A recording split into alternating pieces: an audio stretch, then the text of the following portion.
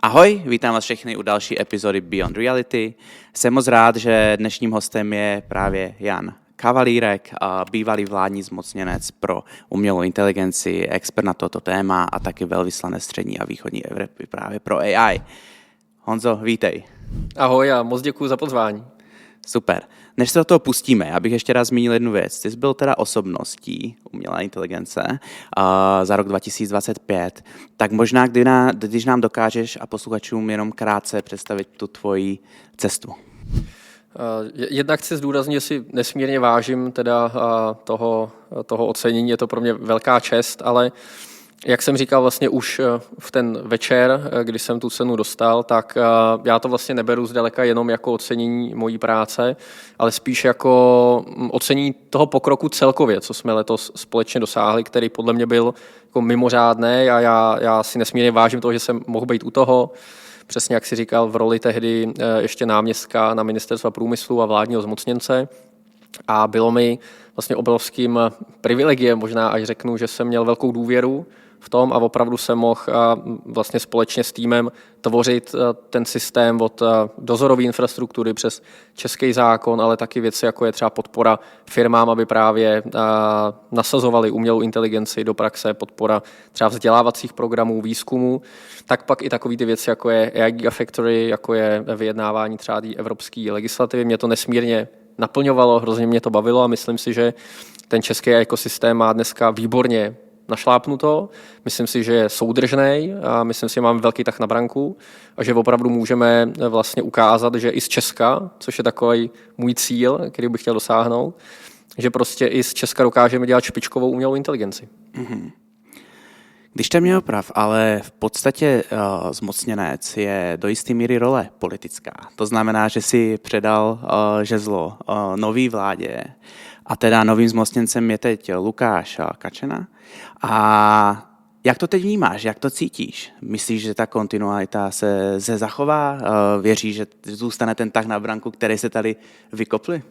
Já věřím, že jo. Osobně jsem připravený maximálně tomu dál přispívat. V zásadě je mi jedno z jaký pozice. Myslím si, že vždycky se dá prostě dělat dobrá práce, aspoň tak já k tomu přistupuju.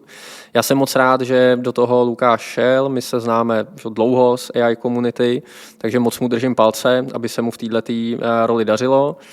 A jak jemu, tak i novému panu ministrovi jsem říkal, že jsem prostě maximálně připravený to co nejlíp předat a vlastně být tím partnerem v týmu teď nový roli, kde vlastně já jsem teda opustil toho vládního zmocněnce, takže už nejsem jakoby government v tuhletu chvíli a působím teda na straně průmyslu a výzkumu jako ten CEI ambassador a vlastně jako zmocněnec těch jednotlivých partnerů, který tam mám. Souvisí tohle nějak i s tou diskuzí, která byla v té době mezi Českou republikou, Polskem, nějaký jakoby potenciální společný přihlášce v rámci projektu AI Gigafactory? Vznikla z tohohle ta role?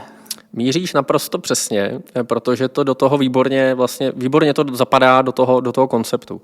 Já jsem se snažil být hodně aktivní v tom našem CEE, střední východní Evropa regionu.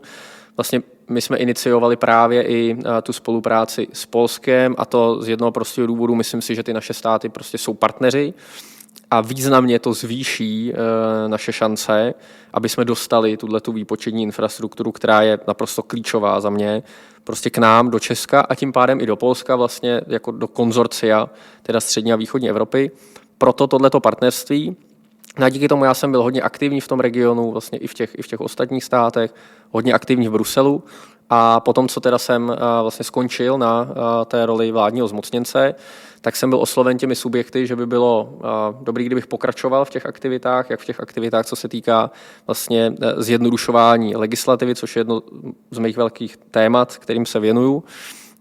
Samozřejmě kontrola AI systému je důležitá, na to bychom mohli víc dlouhou debatu, naprostá podpora za mě, ale je velký rozdíl mezi kontrolou systémů a mezi zbytečným papírováním a byrokracií, který akorát prodraží ty systémy a vlastně sníží naši konkurenceschopnost. Tam my jako cílíme.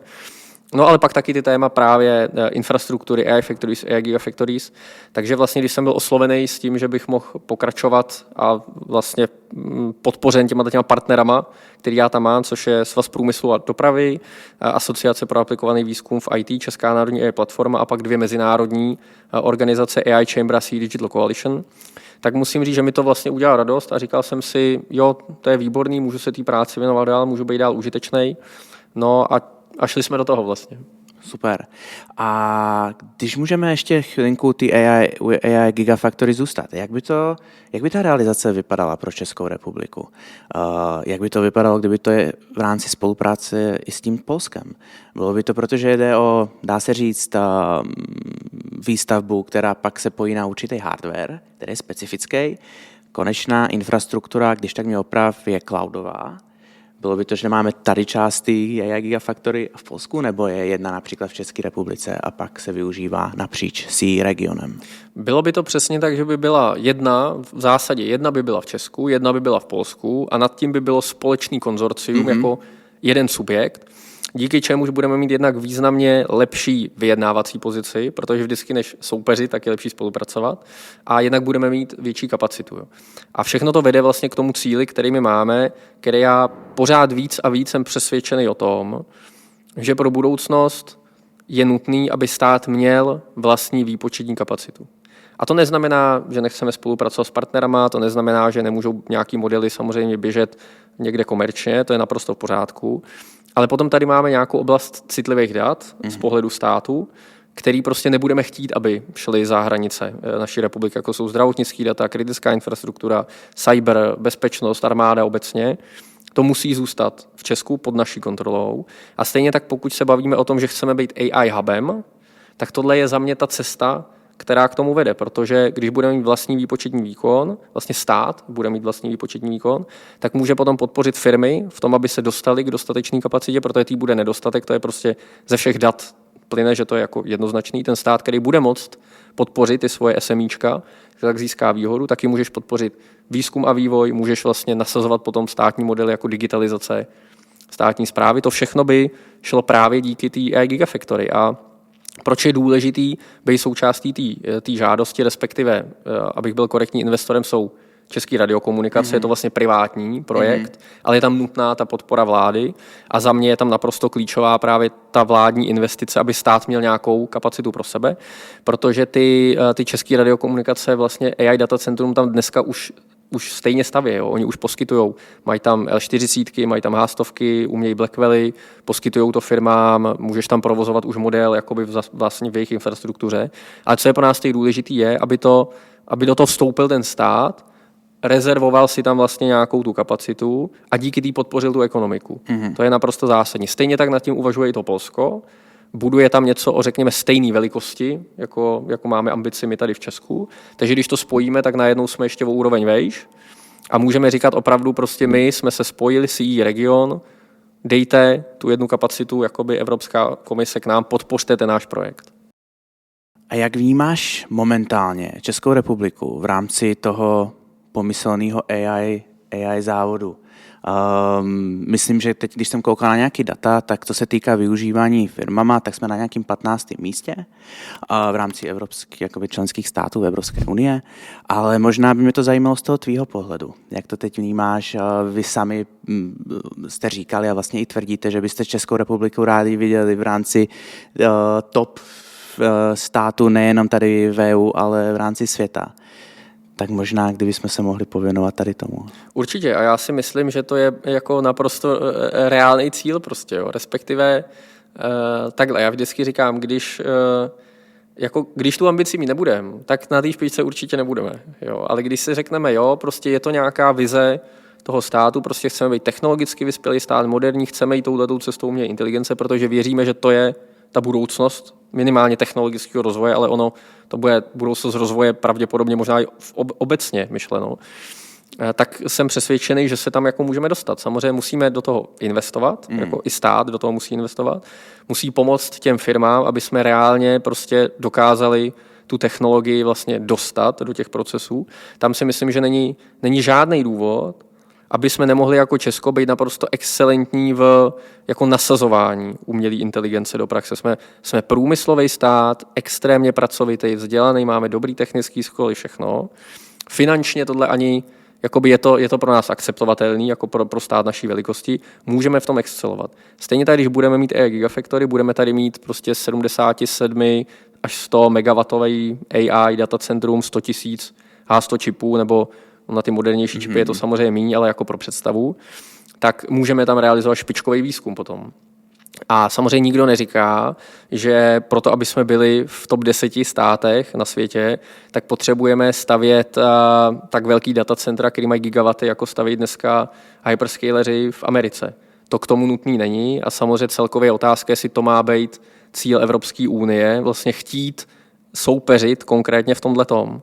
Ale když budeme mít dostatečně velký datacentra, řeknu, budeme se soustředit na výzkum, budeme pomáhat firmám a budeme vzdělávat lidi v tom, aby uměli ale taky odhalovat ty, řeknu, rizika, umějí inteligence, že jo, manipulace, deepfakey, teď je to taky obrovský téma, tak si myslím, že prostě můžeme být jako na špičce a podle mě to by měla být ta ambice, nebo minimálně moje vize to je, takhle to řeknu. Prostě já bych tam Česko se snažil jako pozicovat.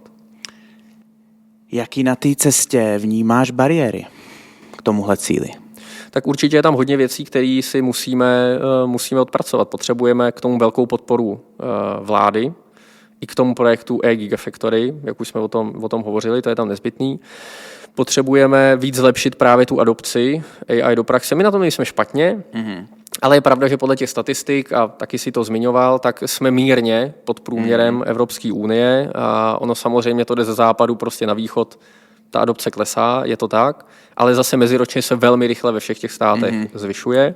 Takže my se teď musíme dostat od toho, že vlastně zkoušíme nějaký první pilotní jednoduchý řešení k tomu, že to opravdu nasazujeme do praxe a že opravdu budeme schopní vlastně řeknu inovovat ten průmysl tou umělou inteligencí. A to je podle mě pro stát našeho typu naprosto zásadní vzhledem k struktuře té ekonomiky, tak tomu se musíme samozřejmě věnovat určitě hodně, ale nic z toho nejsou podle mě nedosažitelné jako věci a něco, co bychom nemohli dokázat. Já si myslím, že musíme se na to zafokusovat samozřejmě. Jak v tomhletom všem vnímáš roli Evropské unie? Asi narážím tak trochu na to, že EU je často označovaná za inovátora v rámci regulací. Ale když se porovnáme v tom globálním boji s Amerikou nebo s Čínou, kde teď myslím, že Čína dokonce, co se týká publikací různých paperů v rámci AI, jakoby masivně vede. Dokáže nás tohleto nějak zpomalit, nebo naopak může být ta regulace do jisté míry výhoda, anebo to vidíme jenom moc, dá se říct, černě? No, říkáš to naprosto tak, jak to já jako cítím taky. Mimochodem k té Číně je to jako impressive, to, co teda oni, jak dohánějí ty Spojené státy v kvalitě těch modelů. Ale zpátky k Evropské unii, no musíme víc investovat a zjednodušovat tu legislativu.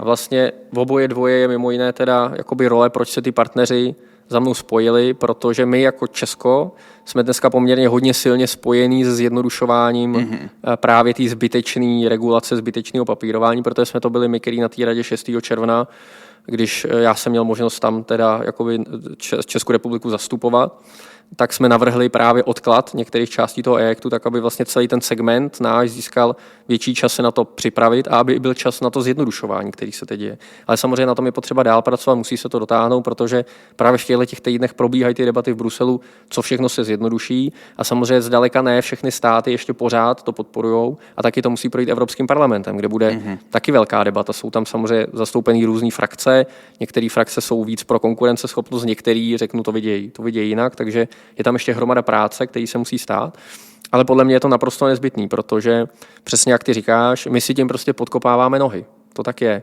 Když se podíváme na investice do výzkumu, Amerika investuje 10krát víc než my, Čína investuje 5krát víc než my, pokud to nedorovnáme, těžko budeme lídrama ve výzkumu, prostě bez toho spendingu to nejde. Vždycky ty peníze, ten kapitál vždycky hraje roli. Ale stejně tak samozřejmě musíme mít co nejjednodušší podmínky. A zase to vůbec neznamená, že nemáme kontrolovat, že nemáme zakazovat ty AI praktiky, které nechceme. To je podle mě vlastně celospolečenská debata říci, a tam si myslím, že už vlastně proběhla, že tam je shoda, nechceme manipulativní AI, nechceme sociální scoring, nechceme AI, která zjišťuje tvoje politické názory, náboženské přesvědčení a tak dál, naprosto v pořádku. Ale zároveň to neznamená, že máme zadusit ty naše AI výrobce papírováním technické dokumentace, systému kvality, vyřízení rizik, post-market monitoringu a to bychom mohli pokračovat dál a dál. Jako jo. Takže tam podle mě to není jako trade-off. Můžeme mít bezpečnou umělou inteligenci. Já jsem rád, že má Evropská unie jako důraz na etické hodnoty, na bezpečnost, to je naprosto v pořádku. Ale to neznamená, že musíme tvořit tisíce papírů pro to, aby jsme dostali ten AI systém na trh. Že jo? My vlastně naším cílem nemůže chtít být jako lídr, přesně jak jsi to řekl, v těch regulacích. My musíme chtít být lídr v té technologii a v jejím nasazování. Já někdy jsem takový jakoby deprimovaný z toho, že teď máš ty jednotlivý největší zástupce firem, který stojí například za OpenAI nebo prostě Alphabet a tak dále, nebo můžeme říct ještě Grok, Xko a Elon Musk. A tam vidíme i u nich nějakou, dá se říct, skepsi v tom, že AI může dokonce ohrozit nás, jakoby globálně, ne teda jenom v rámci US nebo Číny, ale že kdyby se teda podaří a dostaneme se k AGI jak takový, tak je tady nějaká a celku vysoká pravděpodobnost, že nás to může vyhubit jako lidskou rasu. A pak v tomhle boji máš tu Evropskou unii, která se snaží ukazovat i ten eticko-morální kódex a máš tady ty dva velký hráče, který do toho násobně víš, teď to sám zmínil, investujou. Jo. A tak trochu na ten etický kódex nenapadá mě slušný slovíčko, ale vlastně neřeší vůbec tu stránku a neřeší to, zdali teď ten vývoj jde tím směrem, který je bezpečný pro nás všechny, protože když si to vememe, tak ty firmy rozhodujou tak trochu i o nás. Jak to vnímáš, tu dilemu? V tomhletom podle mě můžeme být pyšný na ten náš evropský prostor, že tam tu etickou rovinu máme. Protože já, ať nemenujeme jako konkrétní firmy, ale je jasný, že některý z těch firm, který jsi jmenoval, tak se zdá, že ten aspekt tam moc v úvahu neberou a je to vysloveně prostě závod teda o tom, kdo se jako dostane nejdřív na vrchol v uvozovkách. Byť, a zase já si to nesmírně vážím, já mám možnost konzultovat to s, řeknu, nejlepšíma opravdu jako AI vědcema, který máme v Česku a někdy už i jako se zahraničí, tak on ten závod asi už tak nějak vypadá to, kdo ho vyhraje, pravděpodobně v tuhle tu chvíli. Ale pak je další otázka samozřejmě, co se stane, až tam budeme a jak to bude v praxi vypadat. Já zase nejsem vůbec příznivcem takových těch tragických scénářů, že to jako vyhubí lidstvo. Podle mě takhle, ta technologie tak nová, jde tak rychle dopředu, samozřejmě, že nikdo nedokáže úplně, si myslím, odhadnout za 5 let, co se tady bude dít. 5 let zpátky taky nikdo nevěděl, co se tady bude dít. Jako. Ale když se bavím i s těma jako opravdu top výzkumníkama, tak tu obavu většinou nemají, že by něco takového teď s tím, jaký máme znalosti o tom, jak daleko jsme v tom pokroku, mělo nastat. Co samozřejmě hrozí, ale naopak, a na to si myslím, že se musíme připravovat víc, než se připravujeme určitě, tak to je to, že to někdo, nějaký člověk, že to zneužije. A protože ve finále AI je to trošku o způsobu myšlení, že pojďme si usnadňovat práci, nasazujeme AI jakoby na procesy, které můžou automatizovat, pak využít nástrojů umělé inteligence, zjednoduší mi to práci, ale ve finále vlastně, teď jsem to řekl, je to nástroj. A ten nástroj se dá použít jako všechno. Dobře, anebo špatně. Určitě budou lidi, kteří ho budou chtít použít špatně, prostě takovej svět je. A my musíme udělat maximum pro to, aby jsme tomu nějak zabránili. Od toho ta legislativa, od toho třeba my jsme právě stavěli profesionální systém dozorových orgánů v Česku, počínaje Českým telekomunikačním úřadem, Úřadem pro normalizaci metrologie státní zkušebnictví, až vlastně po Český metrologický institut, který by měl dávat certifikáty, některým těm výrobcům by mohli dodávat na trh. Tak ale pak, a podle mě nejlepší stejně jako obrana proti tomu je prostě to vzdělávání a to kritické myšlení. My budeme muset udělat masivní kampaň přes všechny generace, všechny kouty republiky, aby každý aspoň věděl, co to umělá inteligence je, aby si uvědomil, že když vidím video, když vidím tamhle, teď to bylo o víkendu, použil jméno McConaugheyho, jak dělá nějakou reklamu, že to taky nemusí být vlastně on už dneska. A to bylo zajímavé, to mě zaujalo, on nějak podal žádost o ochranu známku na svůj obličej. Že už mu došla trpělivost, že někdo využívá pořád jeho hlas. No a to určitě se budou dít takovýhle věci samozřejmě. No. Musíme na to být připravení. Tak když se teda vrátíme z toho, dá se říct, geopolitického území k nám tady naspátek, tak když se zamyslíme nad tím, jak to teď využívají firmy, kde ty vidíš největší prostor v rámci České republiky? Určitě v tom nasazení do průmyslu. Myslím si, že to teď přichází. Pokud se podíváme zase na Spojené státy, tak podle těch posledních informací už tam jsou plánovaný jasný data, kdy ve fabrikách budou i nejen umělá inteligence, ale ta fyzická, teď myslím i prostě, že jako roboti pracovat ve fabrikách, konkrétně v automobilce Hyundai, třeba ty tam nasazuje ty roboty, že jo, na Atlas. Mm-hmm. Tam my se musíme dostat s typem naší ekonomiky prostě taky. Tam je obrovský prostor, ale to nejen pro Česko, řeknu obecně. Prostě je tam velký prostor. Zase musíme jít krok po kroku, že jo, nemá smysl říct si tak, teď vezmu AI, jako někam to dám a budu dělat, že jsem jako AI firma, že jsem to prostě adaptoval. Takhle jednoduchý to samozřejmě není. Pokud vezmu umělou inteligenci a nasadím ji na něco, kde nemám v pořádku data, nemám vyjasněný proces, tak je to AI bordel akorát, že jo, jako nepomůže mi to reálně prostě. Musím jít krok po kroku, ale zase ve finále je to o nějaký systematický, vlastně logický jako práci, že jo. Jako ve finále nemusím být super talentovaný IT expert na to, abych dokázal nasadit AI do procesu své vlastní firmy. Mm-hmm. A podle mě tam bychom měli začít, jít prostě pomalu a myslím si, že fajn cíl pro rok 2026 je říci, který proces mě stojí nejvíc energie, šel by automatizovat, nasadit na to AI nástroj, vzít si to jako use case a vlastně zkusit to a vidět, jak mě to přispělo k tomu, že je moje firma produktivnější. Super. Honzo, já ti moc děkuju za tvůj pohled a vizi do budoucnosti. Myslím, že to je hrozně důležité, aby jsme tady lidi jako ty měli, kteří tu vizi mají a dokážou nás vidět v rámci světové špičky. A zároveň i taky za to jakoby pragmatický pohled na to, kde to už firmy v dnešní době můžou využívat a jak. Takže ještě jednou děkuju a budu se těšit, že nás navštívíš příště. Moc si toho vážím, ještě jednou děkuji za pozvání a skvělou debatu a určitě vždycky rád dorazím. Děkuji. Super, děkuju.